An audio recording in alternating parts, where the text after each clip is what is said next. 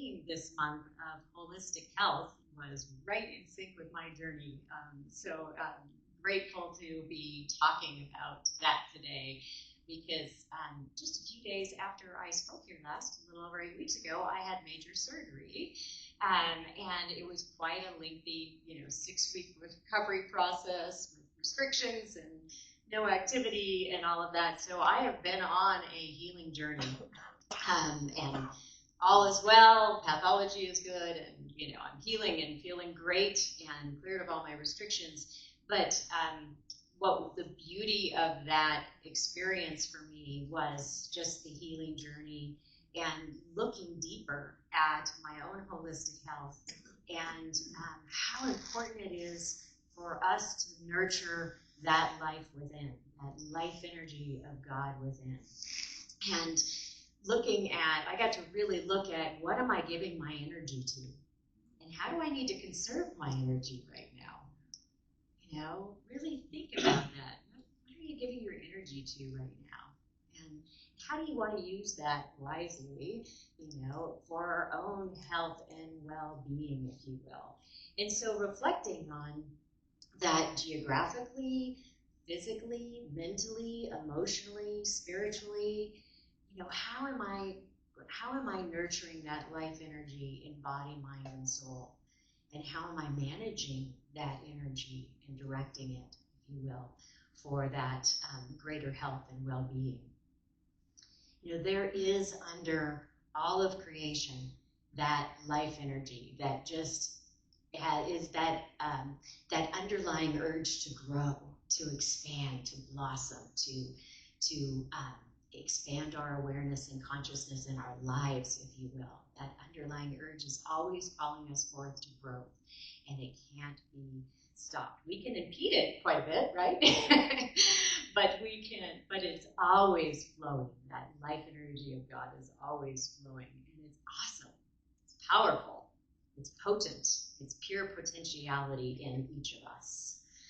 And even in times of drought, which we're very familiar with here in Colorado, life still finds a way. As you guys, most of you know, I'm very much a nature person. I love backpacking and hiking.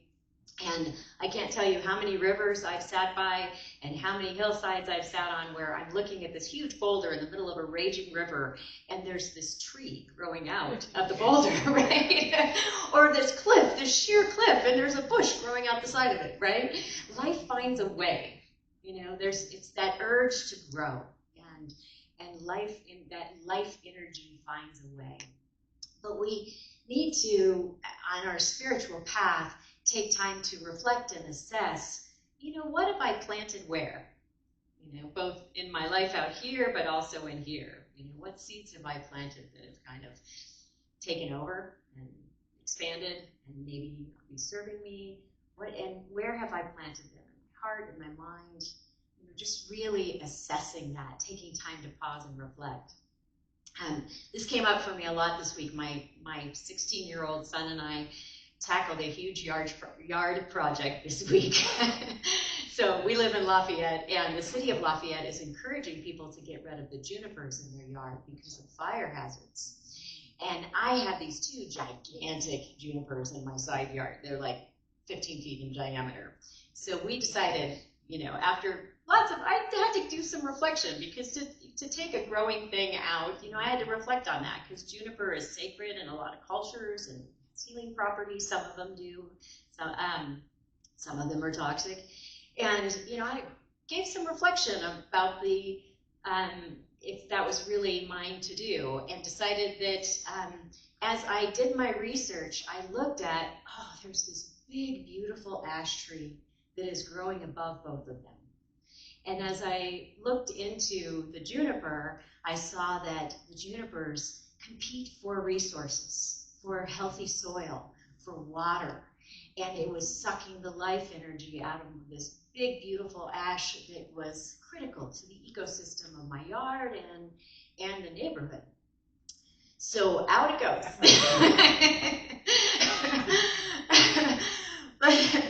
But as we were pulling this out, I was thinking, wow, isn't that a great metaphor? Like, what junipers are in us that really are competing for the healthy resource? I mean, they're like sapping the life energy out of us, right? What's the juniper in our hearts and minds right now that really it's time for, it's kind of been a little bit invasive into our thinking, and it's time to extract it, to pull it out. And what things need to be pruned back a little bit.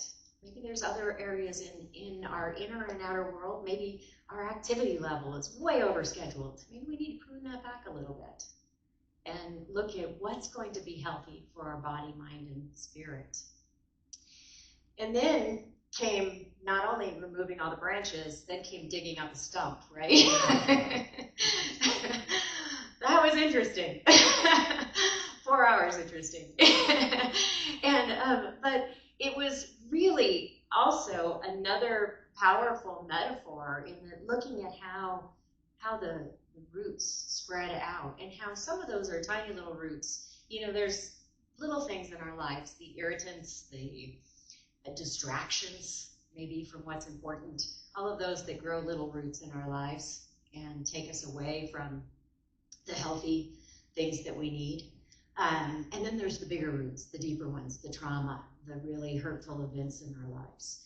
Those that we have to really spend some time kind of taking a deep dive into to really find where we can sever the hurt and work through it, you know, to not let it have hold of us anymore, to uproot it, if you will, in our being, so that it doesn't block that nurturing life energy of spirit. All important work for us to do on this journey. I did a healing session a while back with spiritual teacher Michelle O'Donnell, and she reminded me that life is flowing and it can't be interrupted.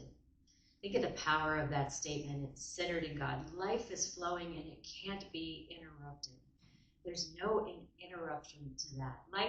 The life of God energy is whole and complete in us now. It's available to us in each moment, and it can't be interrupted. We can impede the flow, but we do in our humanness, right? In our human experience, but it's always there for us. Connie Fillmore Bazzi, who I had the privilege of working with when I was at Unity headquarters working there, she's the great-granddaughter of Charles and Myrtle Fillmore, co-founders of Unity. And here's what she says about life. She says, life is perpetually flowing forth into visibility of the illimitable energy of spirit, and we can have as much of it as we will claim. That life energy is there for us to claim, to open up to spiritually, and bring into expression through us, as us. And as we claim that life energy and take hold of it, you know, we bring forth that holistic health, our whole well-being, our spiritual, mental, emotional well-being, if you will. And what happens then when we claim that life energy and open up to it? Our taproot is in spirit, right? We are grounded in spirit, and we grow from that place, from those nurturing God qualities, the sacred ground, the holy ground of our being, if you will.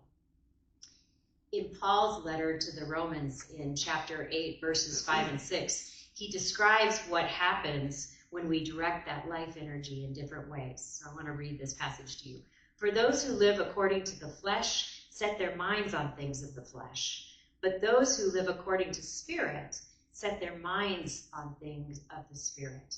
To set the mind on the flesh is death, but to set the mind on spirit is life and peace.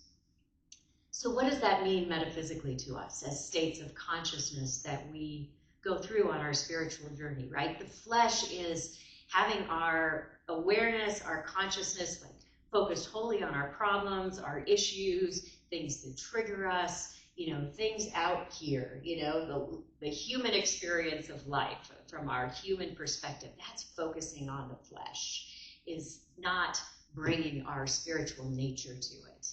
And what happens when we do that is our energy gets really heavy, doesn't it? And our resourcefulness sort of closes in, and we aren't open to the divine ideas of spirit and to the healing and to the growth that can come from those events, if you will. It gets heavy and we feel like we're going to die a painful death. You know, it feels like we're dying inside sometimes when we're coming from that human perspective.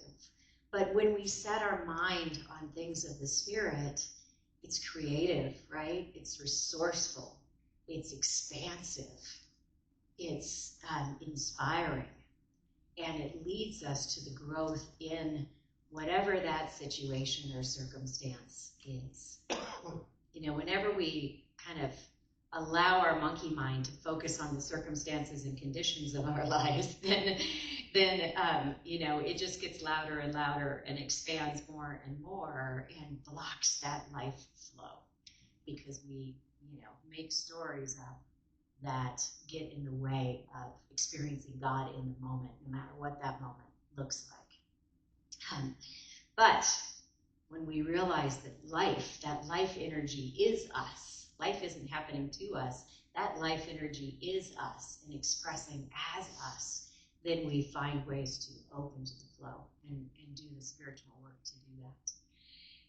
You know, when I was healing, you know, the 6-week recovery time from my surgery and not being able to lift more than 10 pounds and not drive for a week, and I was in a bit of a funk the first couple of weeks. As a single mother of a 16-year-old who is on the go with, you know, my spiritual work and my other business, you know, I'm not used to that pace, if you will. So I got to really see the resistance that was coming up to those restrictions and how I was seeing it through my human lens of what I can't do for 6 weeks versus really shifting. And when I started doing my spiritual work around it, what I was guided to shift to was, this is only temporary. My body knows how to heal. My body is doing a mighty healing work, you know, and shifting to that perspective.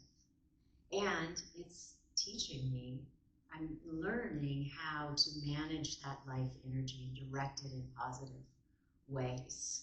There's a shift that happens depending on where we're putting our attention, right? One of my mentor teachers, Maria Nemeth, says, she said this, what's more interesting, your drama or your dreams? Your issues or your ideas? Your conflicts or your creativity? Yeah, I don't know about you, but I'm more interested in focusing on, you know, the dreams, the creativity, all of that, and the divine inspiration, the divine ideas. And that's the spiritual work, is to nurture life by redirecting that attention, if you will. Our co-founder in Unity, Myrtle Fillmore, she put, I think she kind of unknowingly summarized this passage that I've just been sharing with you when she talks about healing and healing letters. She said, daily declare that your spiritual life and world, your mental life and world, and your physical life and world are unified, and that you are expressing harmoniously the ideas of the Christ mind on these 3 planes.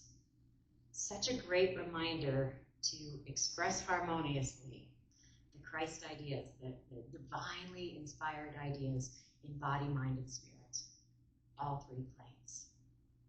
So how do we create the conditions to nurture that life energy of God even more so?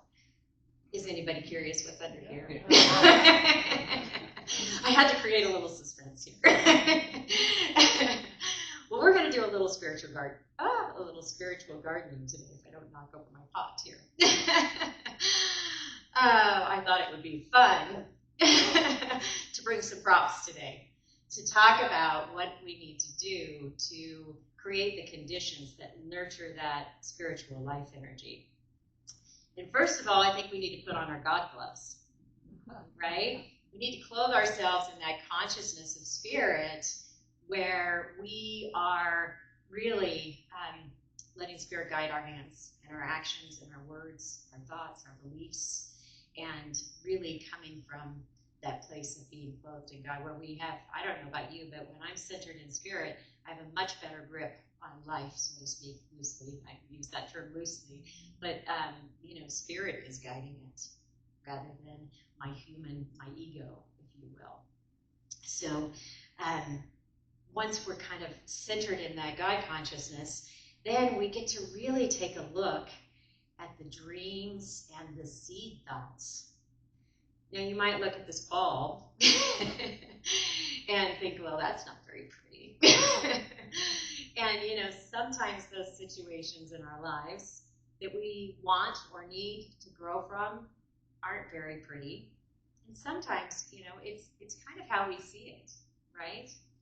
We could look at this ball and see kind of this ugly, gnarly thing.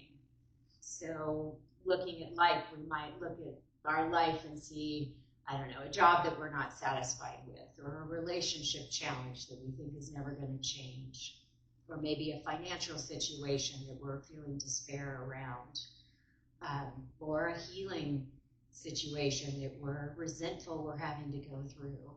We might see it through those eyes.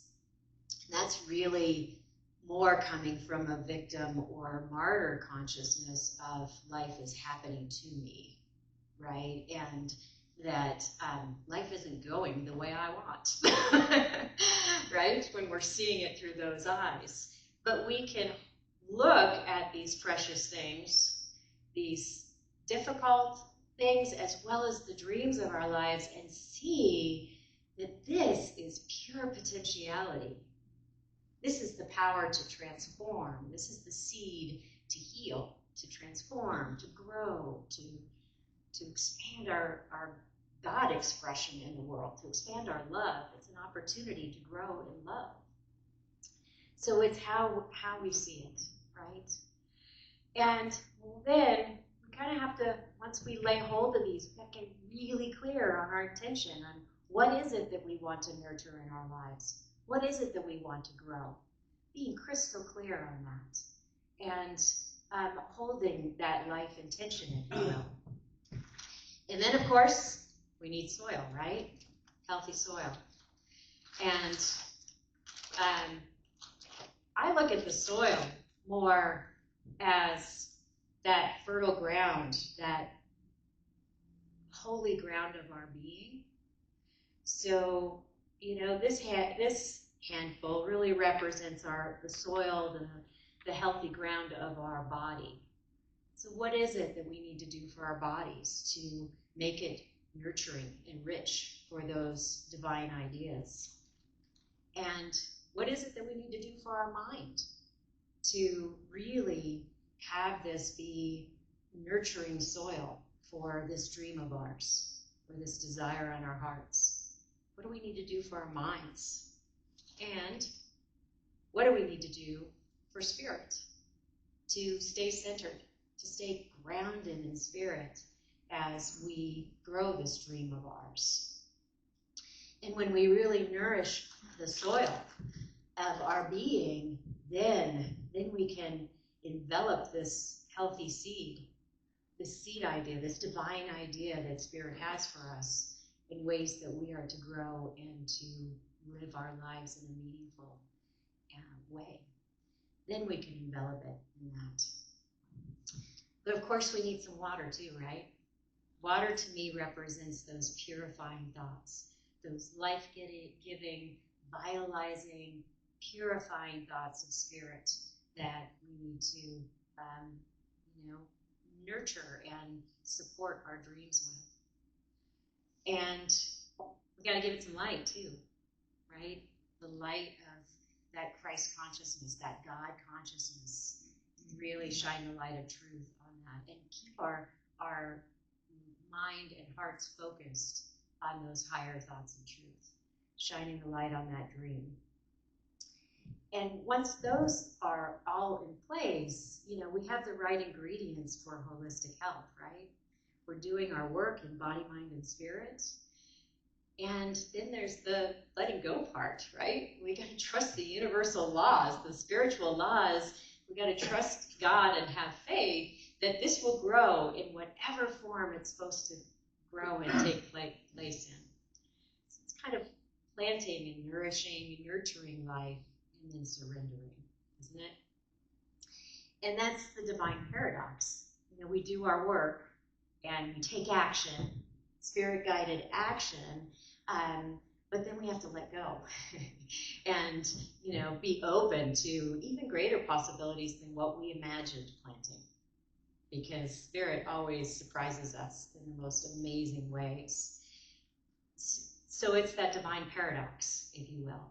And Sue Sicking says this so perfectly. I need my glasses for this, but she talks about that divine paradox. She says, the paradox of life is that we learn the secret of giving up and moving forward at the same time.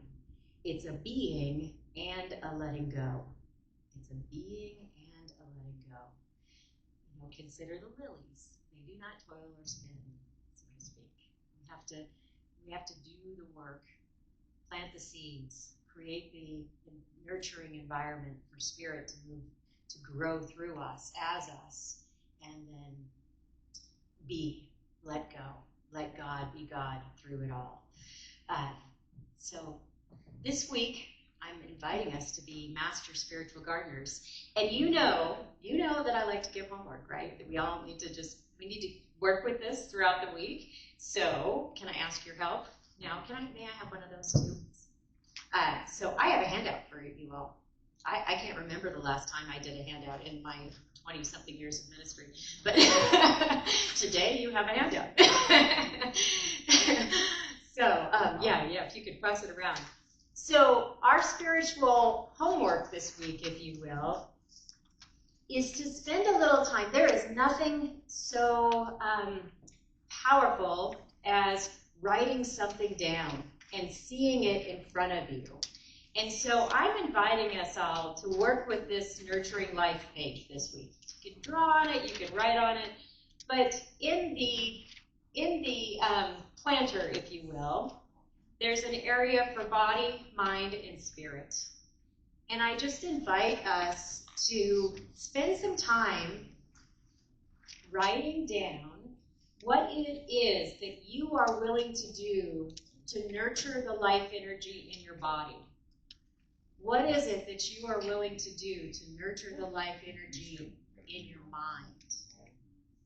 And what is it that you're willing to do to nurture the life energy of your spirit?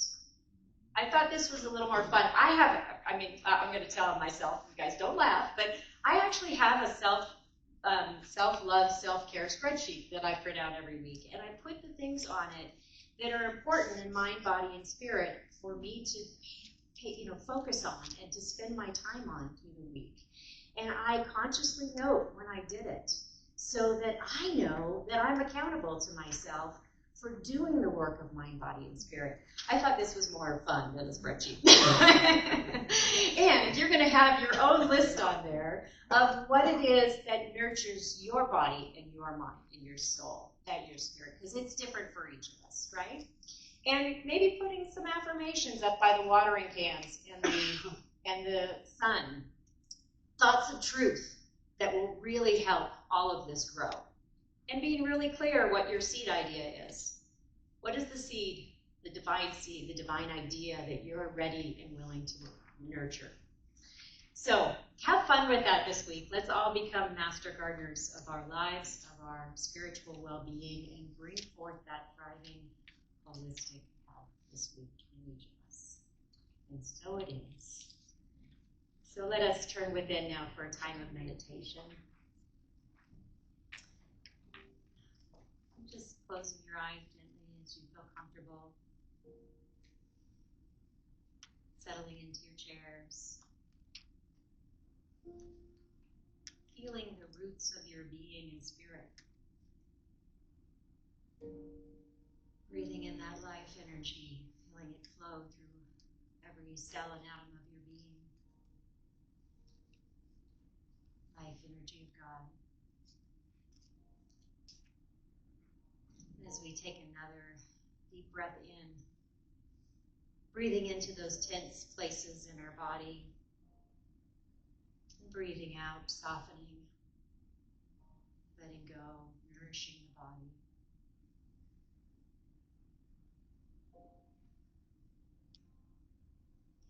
another deep breath in, noticing any chatter in the mind.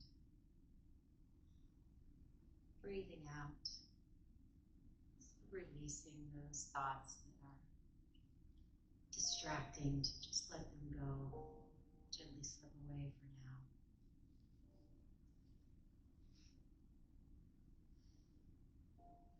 And another deep breath in, breathing into that spiritual sanctuary within,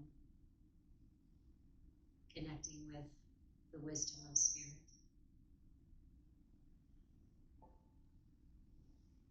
Feeling that openness, receptive to all of life.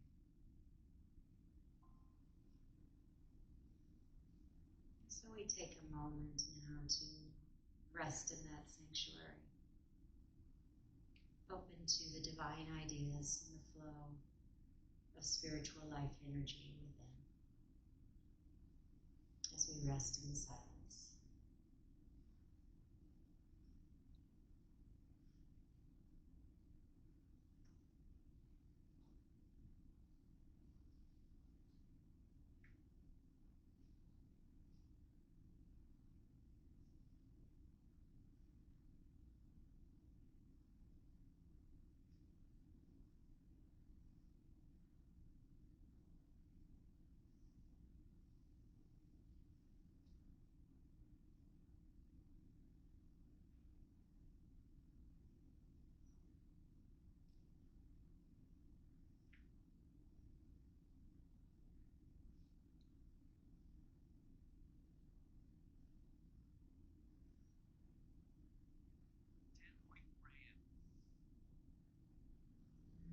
And as we bring our awareness back to this space, to this sanctuary, let's take a moment to feel the gratitude in our hearts for all the ways that Spirit is guiding our growth and well-being.